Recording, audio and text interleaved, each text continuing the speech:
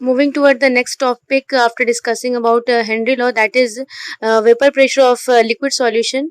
Here, liquid solution uh, mean that solvent taken over here is in the liquid state. अगर हम किसी solution को यहाँ liquid solution कह रहे हैं तो इसका कहने का मीनिंग क्या है कि जो सॉल्वेंट लिया गया है वो किस स्टेट में एग्जिस्ट कर रहा है, लिक्विड स्टेट में। और जो हमारा सॉल्यूट है it can be of any other state, it may be gaseous, it may be liquid, it may be solid.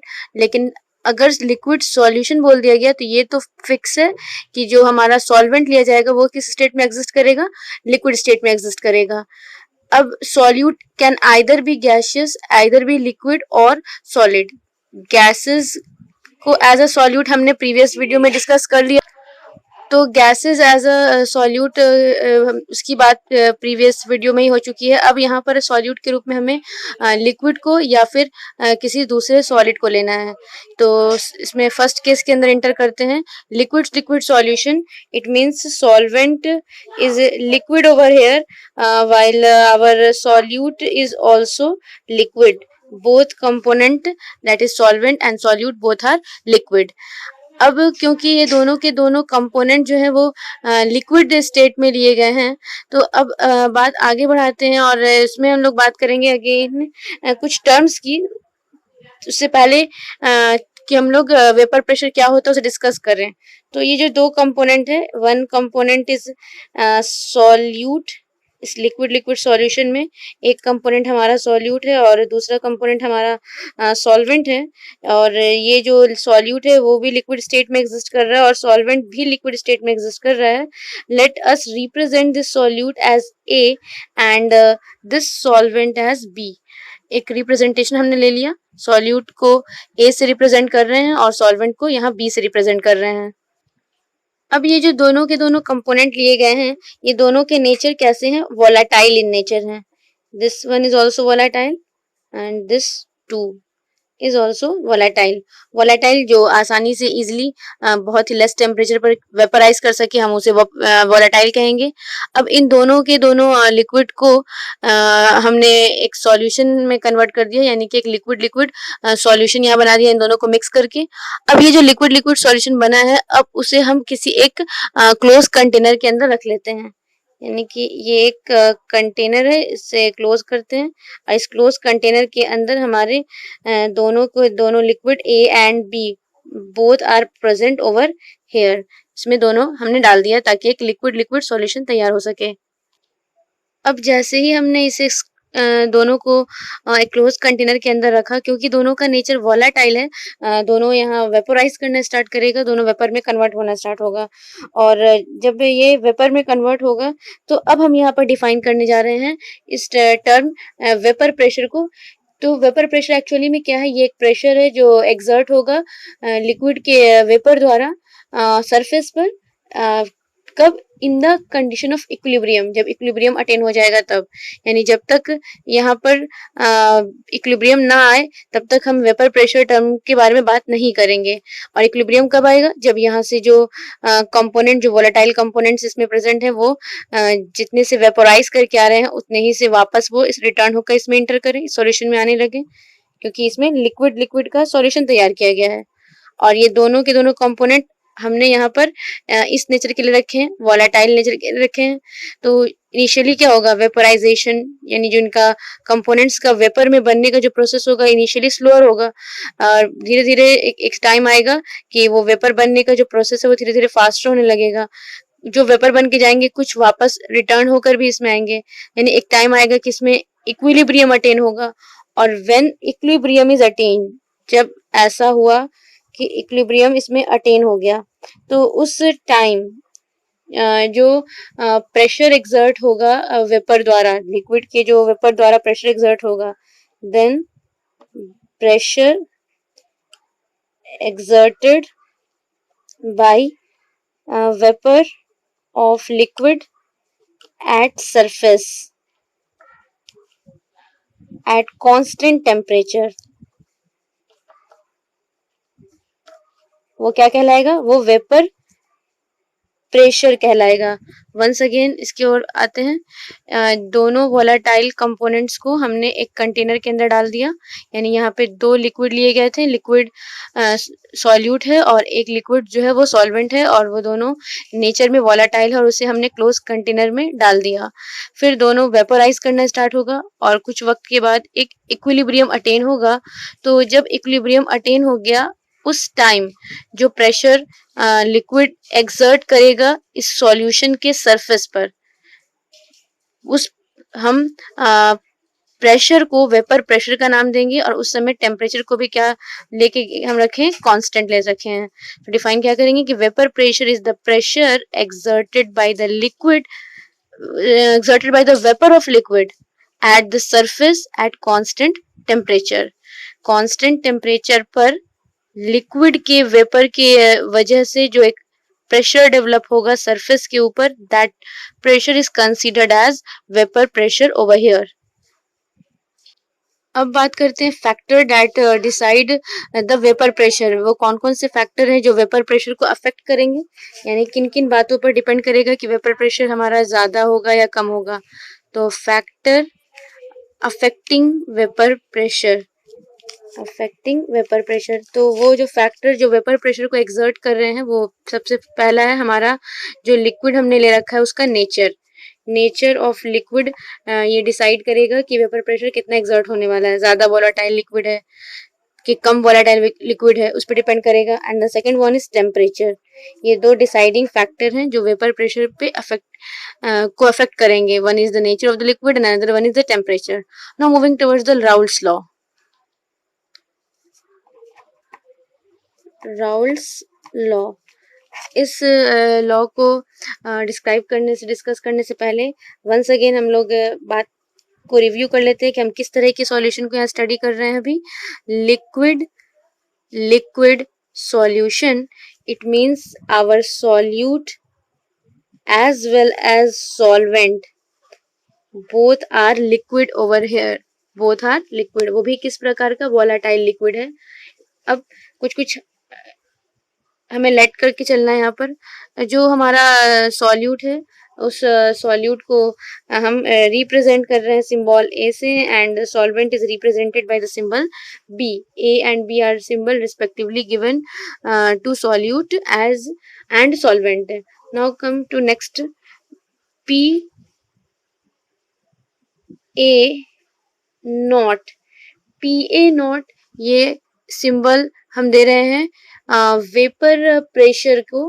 Vapour pressure किसके, सॉल्यूट के वेपर प्रेशर को, किस फॉर्म में, प्योर स्टेट में, यानी जब सिर्फ और सिर्फ सॉल्यूट प्रेजेंट होगा, वो मिक्स्ड फॉर्म में नहीं होगा। तो उस वक्त जब ये प्योर स्टेट में होगा हमारा सॉल्यूट, वो किसी के साथ मिक्स्ड नहीं होगा, तो उस वक्त उस सॉल्यूट का जो वेपर प्रेशर होगा उसे हम पी ए नॉट से रिप्रेजेंट करते हैं। तो उसी तरीके से जब हमारा सॉल्वेंट प्योर स्टेट में होगा तो उसके वेपर प्रेशर को पीबी नॉट से रिप्रेजेंट करेंगे। बट जब ये दोनों मिक्स हो जाएंगे एक दूसरे में, यानी सॉल्यूशन फॉर्म में आ जाएंगे, तो उस वक्त जो इसका प्रेशर होगा उसे हम क्या कहेंगे, पार्शियल प्रेशर कहेंगे। क्योंकि पार्शियल प्रेशर क्या होता है, जब किसी कंटेनर में कई सारे सब्सटेंस प्रेजेंट होते हैं तो इंडिविजुअली एक एक का जो प्रेशर होता है वो पार्शियल प्रेशर कहलाता है। तो यहाँ पर जो पार्शियल प्रेशर होगा इस सॉल्यूट का, उसे रिप्रेजेंट करेंगे सिंबल पी ए से, और जो पार्शियल प्रेशर हमारे सॉल्वेंट का होगा उसे रिप्रेजेंट करेंगे सिंबल पी बी से। नेक्स्ट इज मोल फ्रैक्शन, कि पूरे के पूरे जो सॉल्यूशन हमने बनाया है लिक्विड सॉल्यूशन, उस लिक्विड सॉल्यूशन में इस सॉल्यूट का मोल फ्रैक्शन क्या है। तो सॉल्यूट के मोल फ्रैक्शन को रिप्रेजेंट करेंगे एक्स ए, एंड सॉल्वेंट के मोल फ्रैक्शन को रिप्रेजेंट करेंगे एक्स बी से। और अगर मोल की बात करते हैं तो सॉल्यूट के मोल को रिप्रेजेंट करते हैं स्मॉल एन से, और जो सॉल्वेंट है उसके मोल को रिप्रेजेंट कर लेते हैं हम लोग यहाँ कैपिटल एन से। ये क्या रिप्रेजेंट कर रहे हैं, मोल।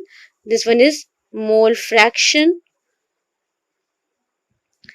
And this one is vapour pressure, या फिर पार्शियल वेपर प्रेशर बोलना ज्यादा सही रहेगा, क्योंकि सॉल्यूशन में जब आ गया ये दोनों के दोनों, तो इंडिविजुअली दोनों के प्रेशर को एक को PA से एक को PB से रिप्रेजेंट कर रहे हैं। And this one is vapour pressure in pure state, जब ये दोनों आपस में मिक्स नहीं हुए थे, दोनों इंडिविजुअली अलग अलग प्रेजेंट थे, तो उनमें जो इंडिविजुअली दोनों का सिंगल सिंगल खुद का अपना प्रेशर था वो वेपर प्रेशर होगा प्योर स्टेट में। तो ये कुछ हमने सिंबल यहाँ पर रिप्रेजेंट किया, सॉल्यूट को और सॉल्वेंट को सिंबल दिया किस सॉल्यूशन में, अगेन लिक्विड लिक्विड सॉल्यूशन में, ताकि हम राउल्ट्स लॉ की ओर बढ़ सके, राउल्ट्स लॉ को समझ सकें। तो राउल्ट्स लॉ बहुत एक सिंपल सा लॉ है जो यहाँ हम लिक्विड लिक्विड सॉल्यूशन पे अप्लाई करेंगे। So going towards this Raoult's law, बहुत ही सिंपल है ये लॉ, बस हमें थोड़ा ध्यान से अलर्टनेस के साथ इस समझना है। राउल्ट्स लॉ कहता है for the solution of volatile liquids, word पे हमें फोकस करना है, for the solution of volatile liquids partial vapour pressure of each component in the solution is directly proportional to the mole fraction. Once again, this is a liquid solution.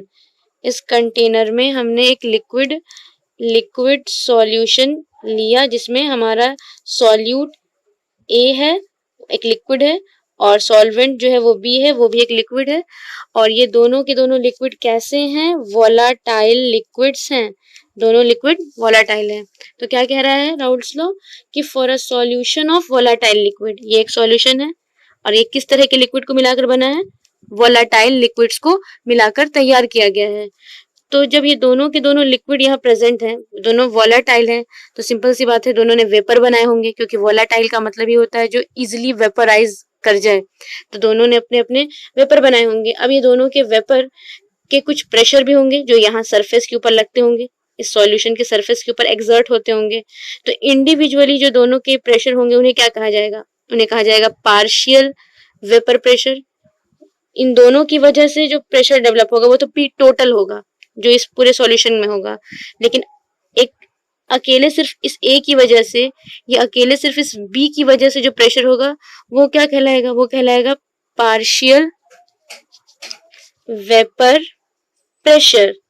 ठीक है, और ये जो partial vapour pressure होगा वो इस Raoult's law के according वो डायरेक्टली प्रोपोर्शनल होगा। तो किसके डायरेक्टली प्रोपोर्शनल होगा, मोल फ्रैक्शन के, जिसकी भी पार्शियल वेपर प्रेशर की बात करेंगे उसके मोल फ्रैक्शन के।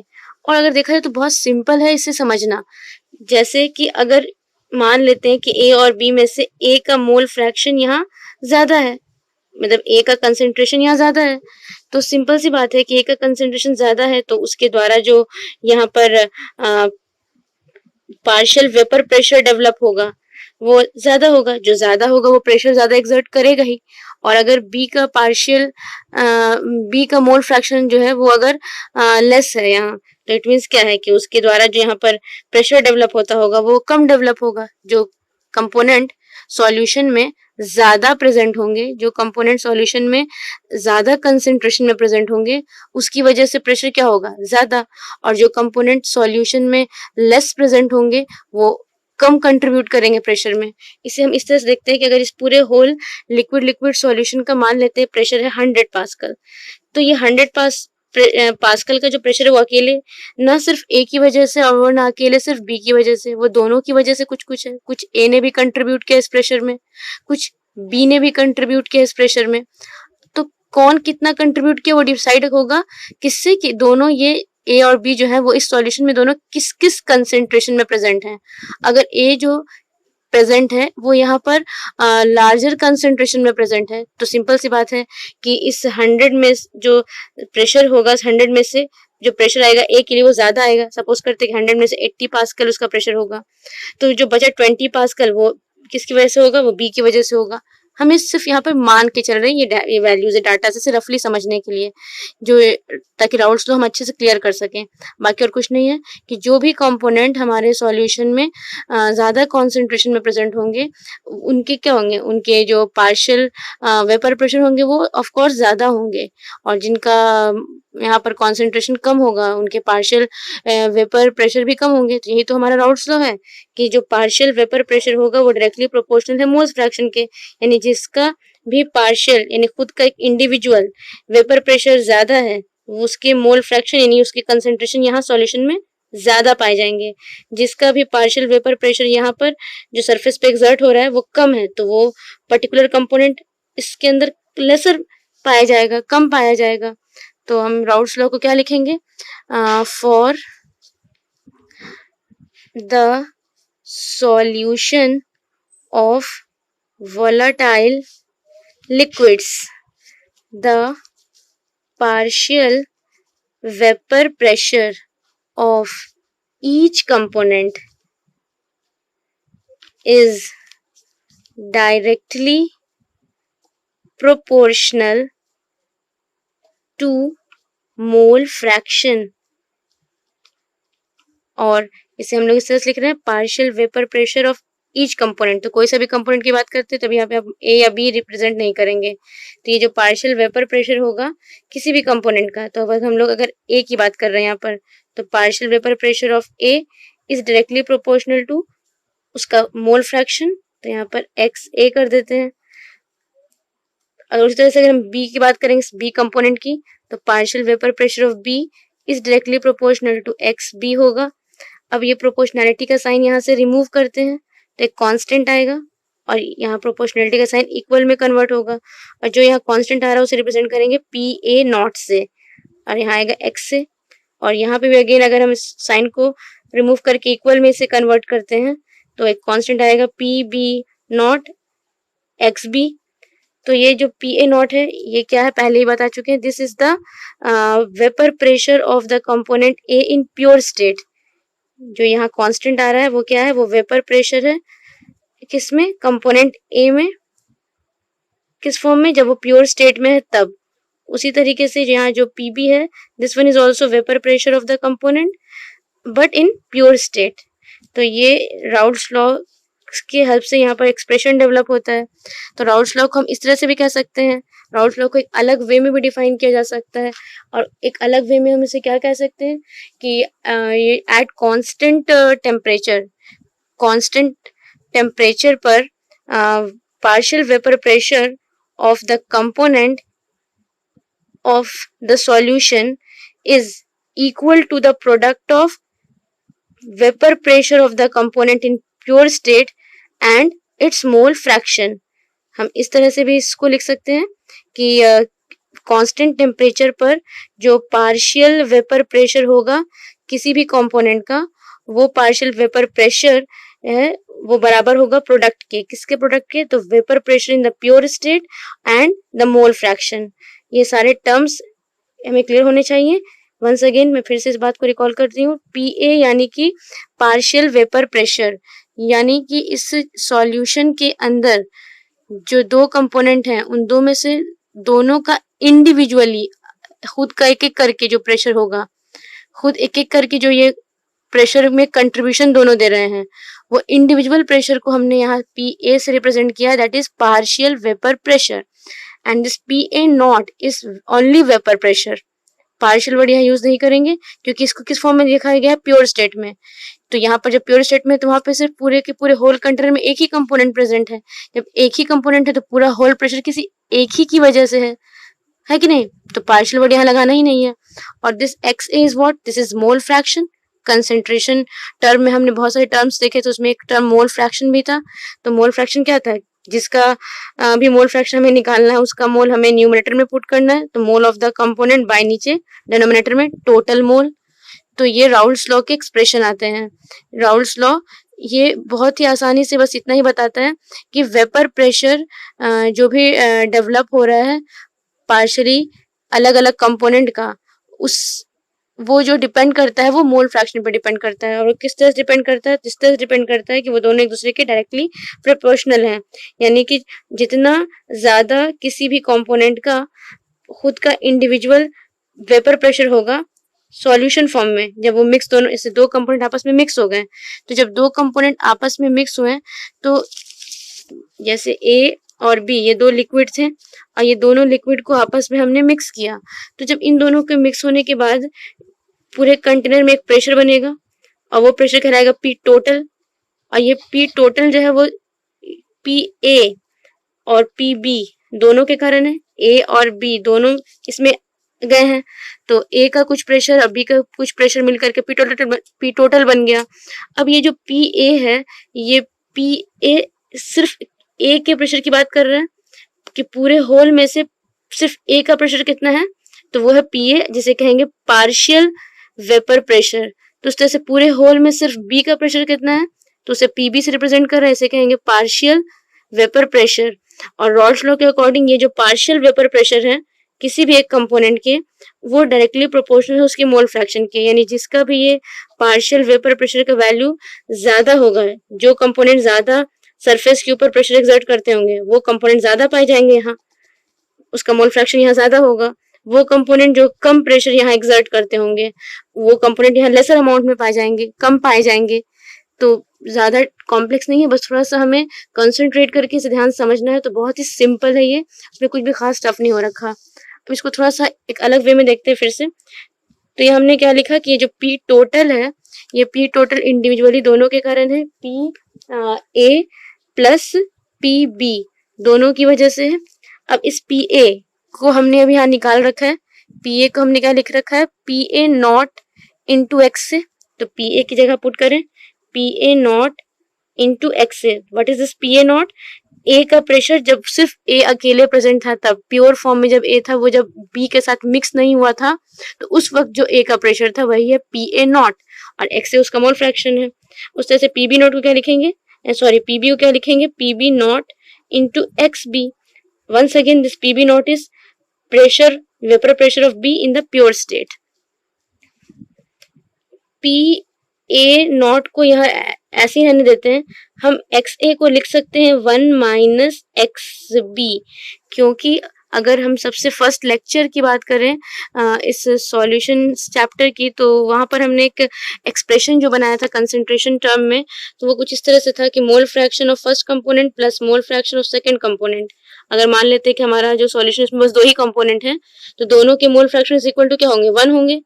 तो किसी एक का मोल फ्रैक्शन अगर निकालना है, तो हम यहाँ ए का निकालना चाहते हैं, तो उसको सेंड करें, तो x A is equal to क्या लिख सकते हैं, 1 माइनस एक्स बी। तो वही हमने यहाँ किया, एक्स ए के जगह पर 1 माइनस एक्स बी किया, plus P B not x B, multiply करेंगे इसे, तो P A not minus P A not x B plus P B not x B. P A not यहाँ रहने देंगे, माइनस एक्स बी कॉमन करते हैं बाहर, तो यहाँ से आएगा हमारा P A not minus P B not, और इधर क्या है हमारा पी टोटल।